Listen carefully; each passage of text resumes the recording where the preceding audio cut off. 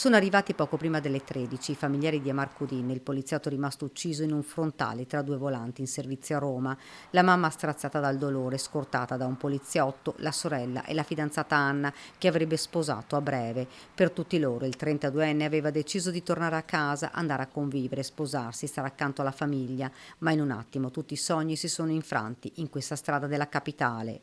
La camera ardente, la baravolta dal tricolore, due poliziotti in alta uniforme e le maglie del rugby appoggiate sulle sedie, tantissimi fiori, tra loro il messaggio di Giada, la poliziotta che guidava la volante nel momento dell'incidente. Accanto a te mi sentivo come una sorella più piccola, cercavi di proteggermi quando le situazioni erano difficili e lo hai fatto fino all'ultimo respiro, sei stato uno scudo.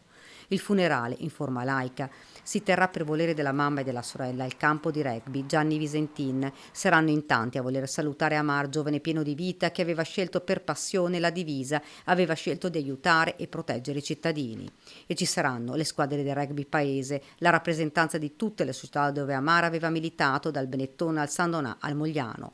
Al paese ci sarà il lutto cittadino ed un minuto di silenzio alle 10, orario di inizio delle esequie.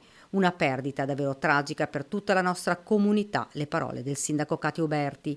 Moltissime le persone che in queste ore hanno voluto salutare Aman, parenti ed amici. Era un bravo ragazzo e avevano anche dei progetti per questa primavera. È stato una cosa troppo, un colpo al cuore proprio, veramente. Amar era un nostro alunno delle superiori, ho tantissimi bei ricordi, era una grande persona proprio.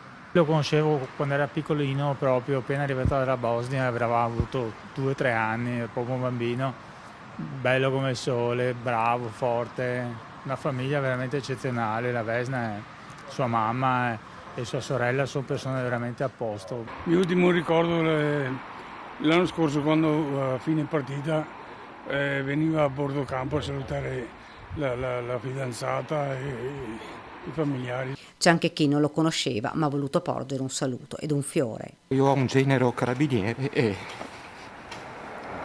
Troppo dolore, troppo difficile accettare una morte così improvvisa. I familiari entrano nella camera ardente, cala il silenzio. Le sue foto, il suo sorriso testimoniano chi era Aman. Il 32enne verrà sepolto nel cimitero di paese.